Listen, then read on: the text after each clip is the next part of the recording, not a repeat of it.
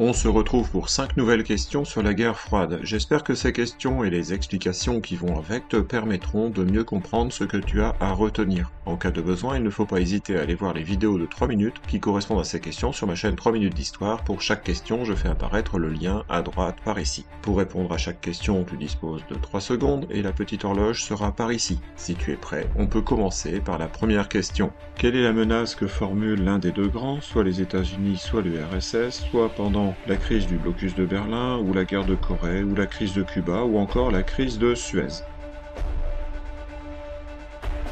On menace d'utiliser l'arme nucléaire, on parle à cette époque de diplomatie du nucléaire. Quel moyen de communication est mis en place entre le Kremlin et la Maison-Blanche après la crise de Cuba? On parle du téléphone rouge, en fait c'est un téléscripteur qui permet de contacter rapidement l'adversaire. Qui qualifie les États-Unis de tigres de papier au cours de la guerre froide? C'est la Chine de Mao qui qualifie les États-Unis donc de tigres de papier.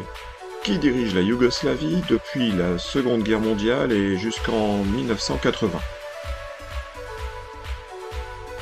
Il s'agit de Tito. Avant de passer à la 5e et dernière question, je t'invite à mettre un pouce à cette vidéo, ça se trouve quelque part par ici, et à t'abonner à ma chaîne 3 minutes d'histoire.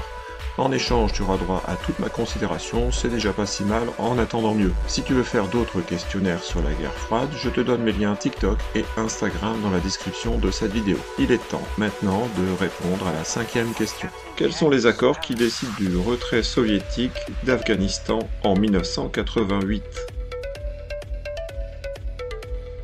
Ce sont les accords de Genève qui sont signés en avril 1988. Le retrait définitif des soviétiques sera effectif donc en février 1989.